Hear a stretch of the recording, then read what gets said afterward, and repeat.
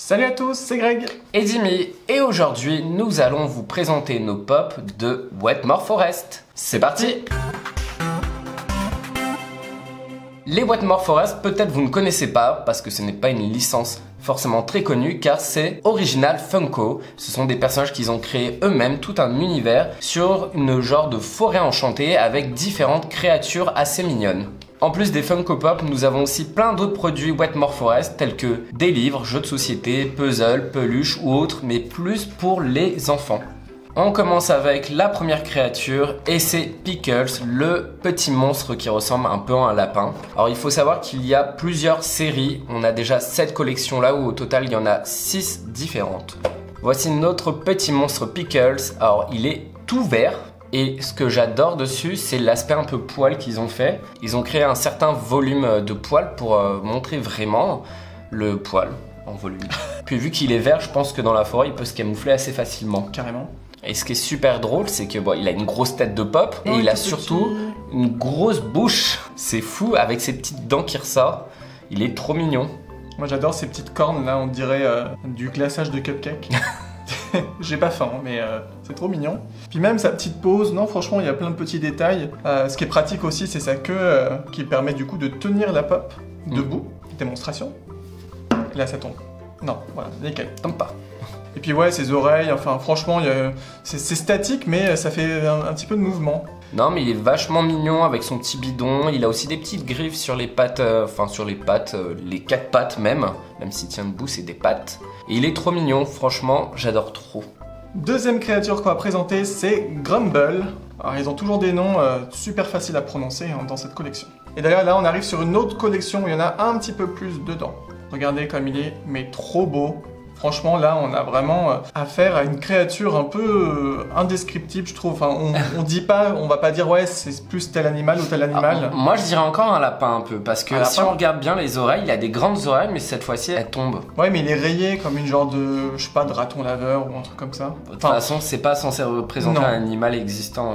Par contre, vous voyez tout de suite, c'est a priori un personnage un peu plus magique, parce qu'il a vraiment des accessoires, notamment son sceptre qui est magnifique. C'est une espèce de sage, de magicien, quelque chose comme ça. Un chaman, ouais. Ou un chaman, tout à fait. Franchement, le design est magnifique, avec ses parties comme ça en écorce. J'allais dire en écorce d'arbre, oui, jusque-là, on est d'accord. On est bon.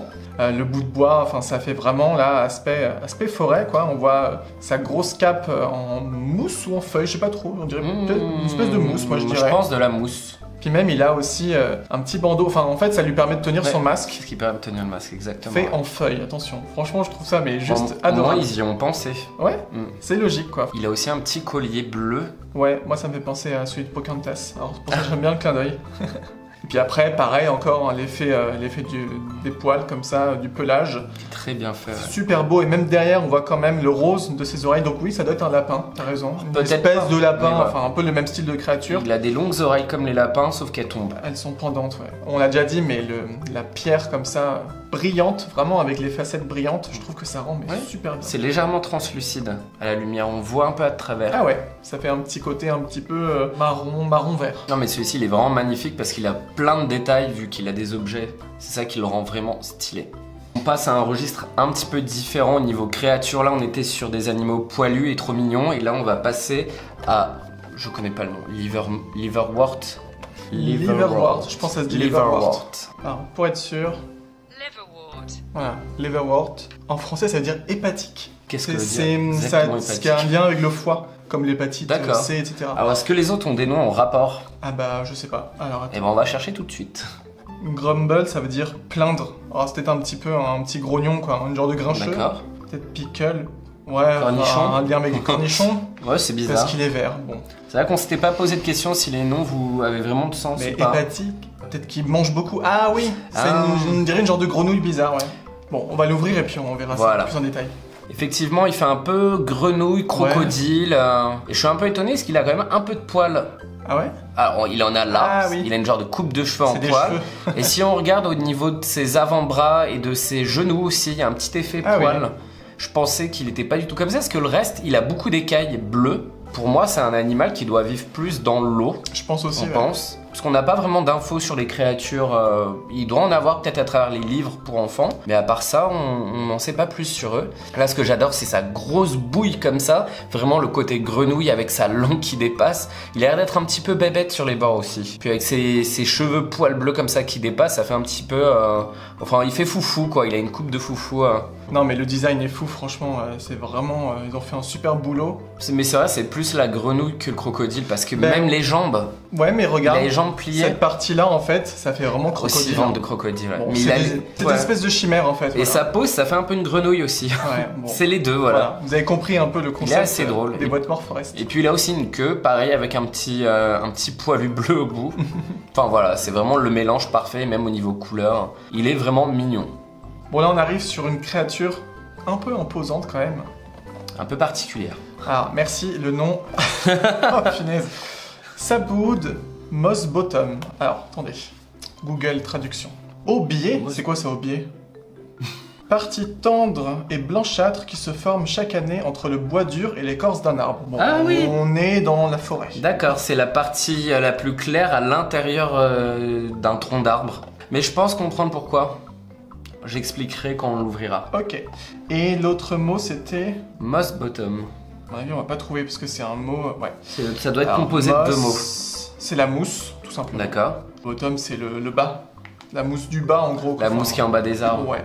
Mais alors, Dimi, pourquoi s'appelle-t-il Mais pourquoi? Dis-moi tout. Eh bah, Aubier, c'est simple. Ce que je pense, c'est qu'il y a des petites créatures dans sa barbe. Comme si c'était la couche à l'intérieur de la barbe et que c'est le côté un peu tendre. C'est ça qui était dit, de ce qu'on a vu.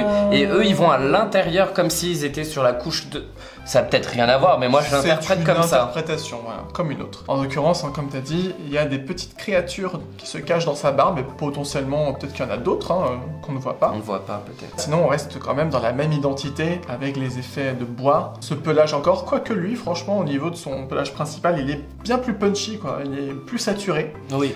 Puis il s'attire plus sur le bleu. Il a des couleurs moins nature, on va dire. Avec ce bleu et ce bleu... Un peu plus mystique, parce que peut-être que lui, pour le coup, c'est une espèce de sage, à mon avis. Hein. Je pense entre en général, quand vous avez une longue barbe... et un bâton. C'est Gandalf, c'est panoramique, c'est... voilà. Non, et puis attention, un peu le sage. Il se fait une natte avec la barbe. Ouais, il se fait des nattes, il se les fait tresser. Non, et puis en termes de design, il est excellent, avec son petit nez bleu, ses sourcils, mais lui, c'est une sourcil de méga moustache. Mais ce qui est super sympa, c'est le coup des cornes. On voit que c'est vraiment un aspect bois et qu'il y en a une qui est cassée. Ouais, ça fait le côté un peu âgé, voilà. Plus âgé, ouais. Puis les petites créatures dans la barbe, ça c'est trop mignon. Puis j'avais pas fait attention, il a des grosses mains de ouf. Ouais, il a des énormes mains. Ah, pas intérêt à... Pour montrer le côté puissant. Pas intérêt à lui manquer de respect, parce que tu te prends une baffe par nuit, tu décolles. Hein. J'ai ma petite théorie aussi. J'ai remarqué que du coup, il a un peu les mêmes styles de rayures. Du coup, peut-être que ces créatures-là, en fait, ce sont ceux qui ont une espèce de pouvoir magique en gros dans la forêt. Rayures, ils ont le côté... Peut-être même que lui, c'est un peu le maître et lui, c'est l'élève, c'est l'apprenti. Même lui, si on fait gaffe, il a les oreilles pendantes, on s'en rend pas compte, mais on voit ses oreilles, ils sont un peu plus cachés, mais un peu comme lui. En fait, c'est nous qui avons inventé toute l'histoire de Funko. Ça a l'air d'être ça, en tout cas, les personnages un peu plus importants, un peu plus, mages. Je serais curieux d'aller vérifier vraiment les bouquins pour voir si s'ils en parlent ou pas. À côté de la plaque. Bon, après, il y a un petit énorme défaut. Il fait partie des pop, ce que j'appelle les pop légères déjà. Elle est très légère et on le sent direct qu'elle est totalement creuse. Elle fait partie un peu des pop qui font un peu fake. Ouais, c'est ça. Un peu comme Pac-Man. Et on voit en dessous un trou. On voit un petit trou en dessous et comme si c'était pour laisser passer l'air ou à la fabrication, vu qu'il a une seule pièce, ça fait fake, ça fait jouet pour mettre dans le bain. Comparé aux autres, ouais, ça fait pas qualité, c'est vraiment bizarre les choix comme ça. Je pense que c'est dû à la fabrication, ils n'avaient pas le choix. Mais c'est vrai que ça fait un peu fake. C'est le seul point faible parce que le personnage est vraiment très beau autrement.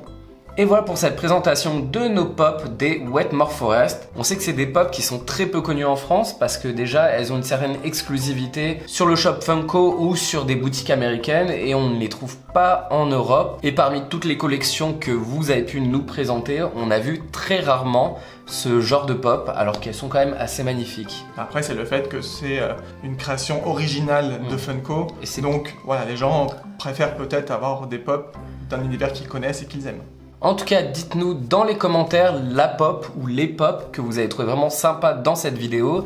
Et aussi, dites-nous tout ce que vous voulez dans les commentaires. Si ça vous a plu, on vous laisse pousser et vous abonner si ce n'est pas déjà fait. Et nous, on se retrouve bientôt dans une prochaine vidéo. Bye bye! Ciao!